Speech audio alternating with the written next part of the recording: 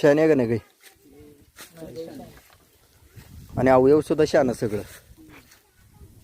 काय तोंडाची लांबी, तिला शोभणारा शिंगाचा आकार, शिंगाची लांबी म्हणा, गळ्याचा आकार म्हणा, त्या गळ्याला कांबळ म्हणा, पोळी, परत वशिंडचा चेंडू म्हणा, पाट्टाचा कनाटा म्हणा, तिची त्वचा, नागपुडी, हां, स्वभाव म्हणा.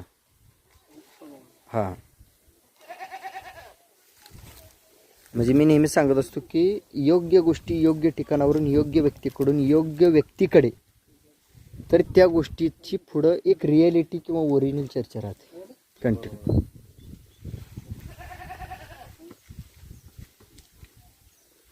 आतापर्यंत काम करताना बऱ्याच लोकांना शहाणं केलं संदीप भाऊ, बऱ्याच लोकांना शहाणं केलं, पण 1% लोकांना ते शहाणपणा जाणीव झालाय.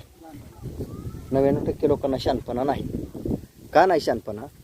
की लोकांना आता आधुनिक युगासोबत जे काय आलंय ना ते स्वीकारायची सवय लागली आणि जुनं विसरायची सवय लागली. मग जे मिळते ते पण समजना, फुकटचं जे काही मिळतं, तुम्ही म्हणता जे बरोबर आहे, फुकटचं लोकांना पाहिजे, पण मिळा लागलेलं सुद्धा ती कळना. हा,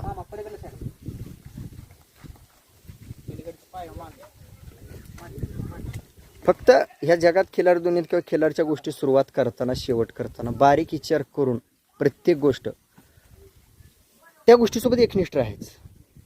म्हणजे जी बुद्धी ज्याच्याकडून मिळाली, ज्याच्याकडून आपल्याला शहाणपणा मिळाला, बरोबर आहे, मग एक गोष्ट त्याच्याकडून घ्यायची, एक गोष्ट ह्याच्याकडून घ्यायची, एक गोष्ट त्याच्याकडून घ्यायची, एक गोष्ट त्याच्याकडून, म्हणजे सगळ्या गोष्टी जर सगळ्याकडून तुम्ही जर गोळा करत बसलात, आपल्याला काय उभा करायचं आहे ते राहतं बाजूला, मूळ स्वरूप पण बाजूला राहतं आणि रिॲलिटी पण बाजूला राहते.